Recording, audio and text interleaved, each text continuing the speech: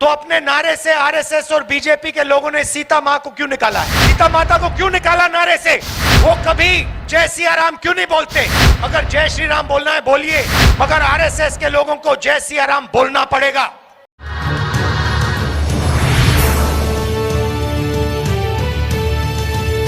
ये भारत जोड़ो यात्रा हमने कन्याकुमारी में शुरू की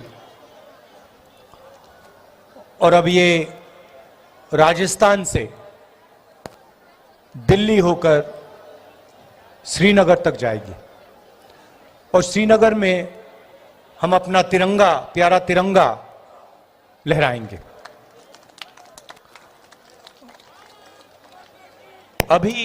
अभी आपने कहा कि ये 3700 किलोमीटर की यात्रा है,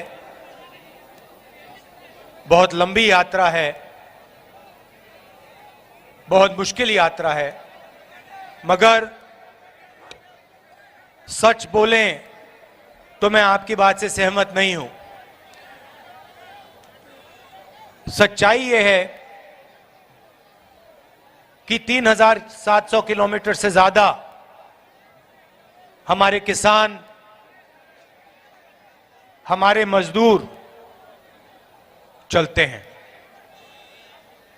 खून पसीना अपना देते हैं, देश को देते हैं और इन सड़कों पे जिंदगी भर हजारों किलोमीटर चलते हैं। तो सच्चे तपस्वी वो हैं, देश के किसान, देश के मजदूर। और बीजेपी की जो सरकार है, दिल्ली की सरकार है, वो हिंदुस्तान के जो तपस्वी हैं, जो इस देश के लिए काम करते हैं, उन पर आक्रमण कर रही है। पूरा का पूरा फायदा जो आपका धन है, उनके 2-3 उद्योगपतियों मित्र को दिया जा रहा है और जो किसान को मिलना चाहिए, जो मजदूर को मिलना चाहिए, जो छोटे दुकानदारों को मिलना चाहिए, स्मॉल और मीडियम बिजनेस चलाने वालों को मिलना चाहिए, वो उनको नहीं मिल रहा है। ये आज देश की सच्चाई है। आप इनकी पॉलिसीज देखिए, किसान के लिए ये 3 कानून, काले कानून लाए और उन्होंने किसानों की रीढ़ की हड्डी तोड़ने की कोशिश की। प्रधानमंत्री जी ने कहा कि ये कानून किसानों के फायदे के लिए हैं। प्रधानमंत्री कहते हैं कि कानून किसानों के फायदे के लिए हैं और हिंदुस्तान के सब किसान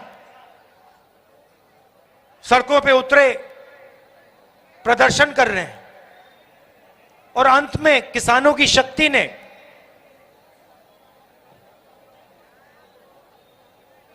किसानों की हिम्मत ने काले कानूनों को रद्द किया और प्रधानमंत्री को पीछे हटना पड़ा। ये छोटा काम नहीं है। 1 साल लगे, 1 साल किसानों को सड़कों पे रखा, बारिश में, तूफान में, ठंड में, गर्मी में, मगर किसान पीछे नहीं हटे। वही जो किसानों के साथ करने की कोशिश की, वही हर रोज छोटे दुकानदार, स्मॉल और मीडियम बिजनेस चलाने वाले लोग, उनके साथ नोटबंदी और गलत जीएसटी लागू करके इन्होंने की। आप किसी भी दुकानदार से पूछ लीजिए, किसी भी छोटे बिजनेस चलाने वाले व्यक्ति से पूछ लीजिए, वो आपको बताएगा कि ये जो कानून है, 2 कानून है, नोटबंदी और गलत जीएसटी, ये कानून नहीं है, ये हथियार हैं। ये गरीबों को चोट पहुंचाने के, छोटे बिजनेस वालों को, स्मॉल और मीडियम वाले बिजनेस वालों को चोट पहुंचाने के हथियार हैं और इनका लक्ष्य हिंदुस्तान के अरबपतियों का फायदा करवाना और जो आपका है, छोटे दुकानदारों का है, स्मॉल और मीडियम बिजनेस वालों का है, वो उनसे छीनकर हिंदुस्तान के सबसे बड़े उद्योगपतियों को दिलवाने का है। नतीजा क्या हुआ? भाइयों और बहनों, रोजगार बड़े उद्योगपति नहीं देते। रोजगार जो छोटा बिजनेस चलाते हैं, दुकानदार होते हैं, छोटे व्यापारी, स्मॉल और मीडियम बिजनेस जो चलाते हैं, ये लोग देते हैं। हिंदुस्तान में छोटे छोटे लाखों बिजनेस हैं, ये युवाओं को रोजगार देते हैं।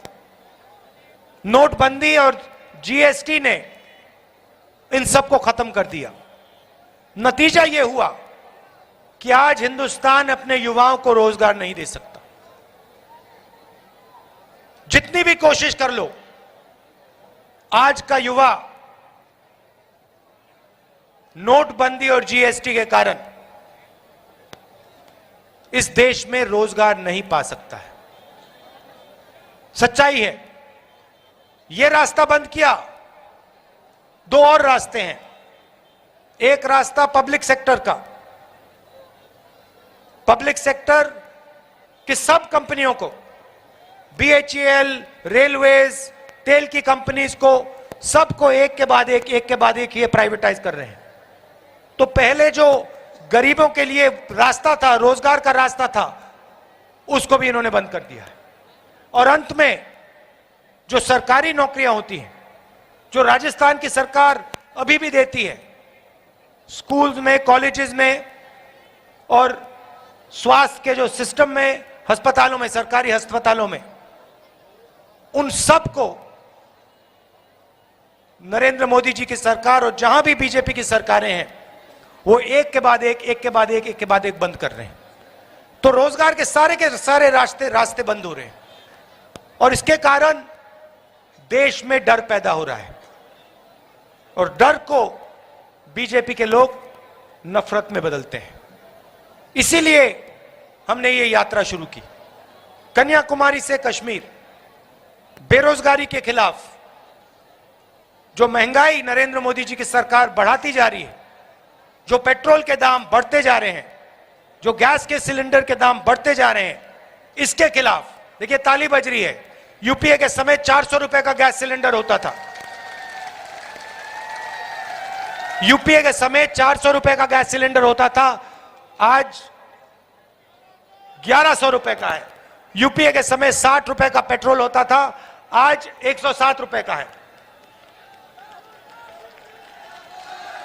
और भाइयों और बहनों, हम सब जानते हैं कि सबसे ज्यादा महंगाई की चोट हमारी माताएं और बहनों को लगती है। सबसे ज्यादा चोट उनको लगती है।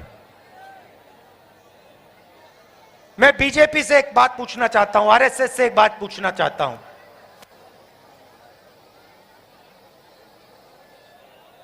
पहले एक नारा हुआ करता था, पूरे देश में नारा चलता था, आपने सुना है, जय सिया राम। सुना है आपने? सुना है? जय सिया राम मतलब सीता और राम का नारा। भाइयों और बहनों, सीता के बिना राम हो सकते हैं? सवाल नहीं उठता। सीता के बिना राम नहीं हो सकते, राम के बिना सीता नहीं हो सकती है। देखो, आप ये बात समझ गए। राजस्थान का किसान, राजस्थान का मजदूर ये बात समझ गया। तो अपने नारे से आरएसएस और बीजेपी के लोगों ने सीता मां को क्यों निकाला है? सीता माता को क्यों निकाला नारे से? वो कभी जय सिया राम क्यों नहीं बोलते?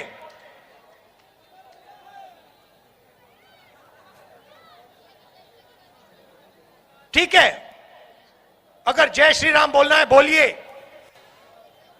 मगर आरएसएस के लोगों को जय सिया राम बोलना पड़ेगा। और वो सीता सीता मां का अपमान नहीं कर सकते हैं।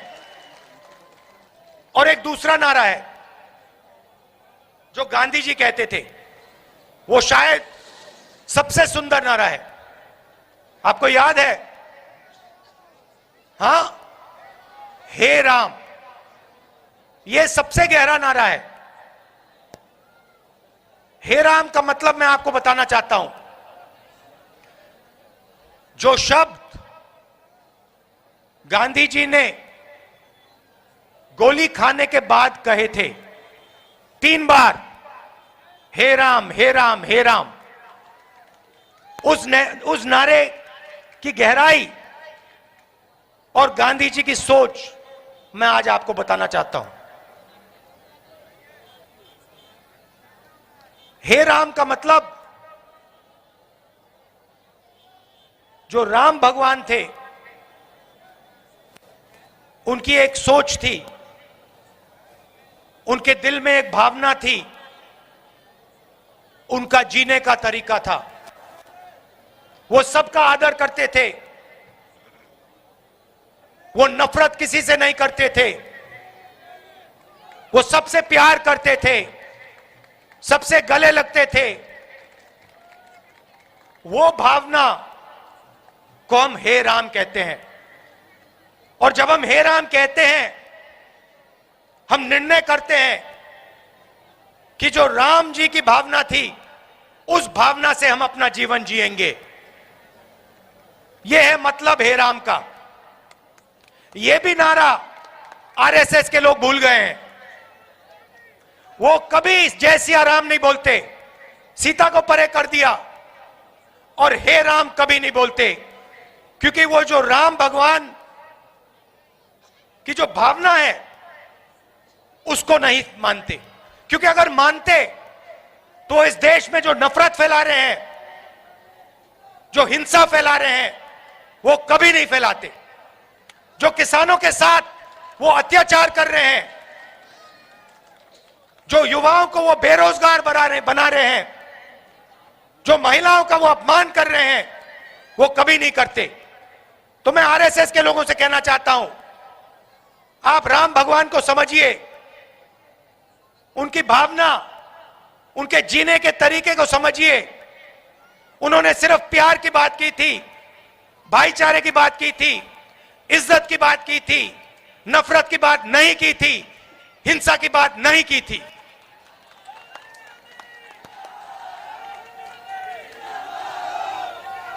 तो जब भी आपको कोई आरएसएस का व्यक्ति मिले या बीजेपी का व्यक्ति मिले, कांग्रेस के कार्यकर्ता और राजस्थान की जनता, आप उनसे कहो पहले हे राम बोलो और फिर जय सिया राम बोलो। आप दूर दूर से आए, यात्रा में आपने इतना समर्थन दिया, आज लाखों लोग हमारे साथ चले हैं, आपने प्यार दिया, पूरा का पूरा आपने अपना दम लगा दिया, आपने हमारी मदद की। आमतौर से आदमी यात्रा में सुबह उठता है, थकान नहीं होती, शाम को थोड़ी सी थकान हो जाती है। इस यात्रा में जादू सा है, हम सुबह उठते हैं, थकान नहीं होती। अभी हम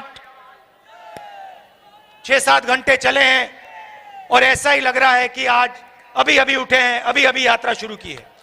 और ये आपकी देन है, हम अपनी शक्ति का प्रयोग नहीं कर रहे हैं, आपकी शक्ति इस यात्रा की मदद कर रही है और आपकी ही शक्ति तिरंगे को श्रीनगर में लहराएगी। आप सबका दिल से बहुत बहुत धन्यवाद।